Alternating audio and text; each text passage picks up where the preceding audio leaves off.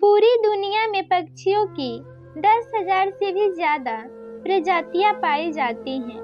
सभी के वहीं दो पंजे, दो पंखे और एक गर्दन होती हैं। लेकिन इन्हीं में से एक ऐसा पक्षी है जिसकी एक अलग ही पहचान है, जो आसमान का सीना चीर के हजारों मीटर पहचान है, जो आसमान का सीना चीर के हजारों मीटर ऊपर की रफ्तार से उड़ता है, जो खुद के कई गुना अधिक वजन के शिकार को भी अपने पंजों पे दबोचकर उड़ जाता है। और इसी के लिए उसे पंछियों का राजा कहा जाता है, जिसे हम बाज के नाम से जानते हैं।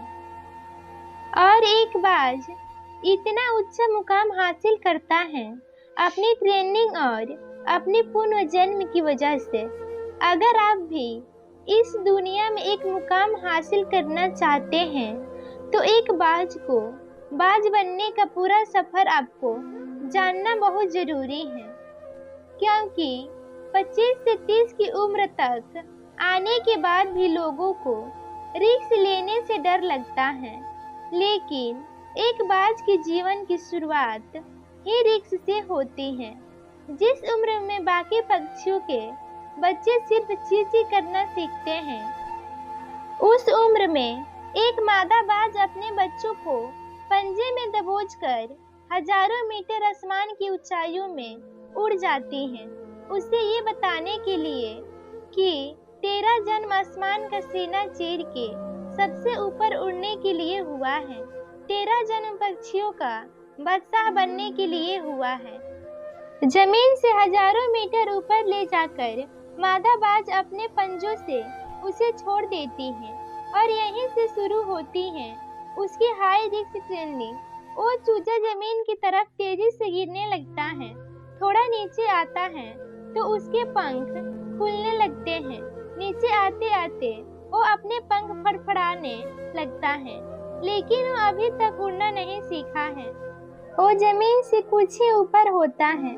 ऐसा लगता है कि कुछ ही सेकंड में उसका जीवन समाप्त हो जाएगा, लेकिन अचानक एक पंजा उसे अपने गिरफ्त में ले लेता है और वापस आसमान में उड़ जाता है। वो पंजा होता है उसकी माँ का, जो उसके पीछे उड़ रही थी। उसकी ये ट्रेनिंग तब तक चलती रहती है जब तक वो उड़ना नहीं सीख जाता है। इतनी हाई रिस्क ट्रेनिंग होने के बाद इस दुनिया को एक बाज मिलता है।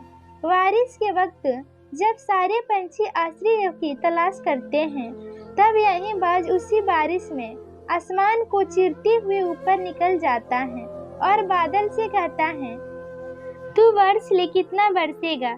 और फिर नीचे आकर चैलेंज करता है। एक बाज की उम्र लगभग 70 साल होती है। जब वह 40 साल का होता है, तब एक परेशानी उसकी जिंदगी में मौत बनकर आती है, जो आपकी परेशानियों की तुलना में बहुत बड़ी होती है, क्योंकि 40 साल की उम्र में बाज की चोंच इतनी मुड़ जाती है कि उसे शिकार निगलने में बहुत परेशानी होती है।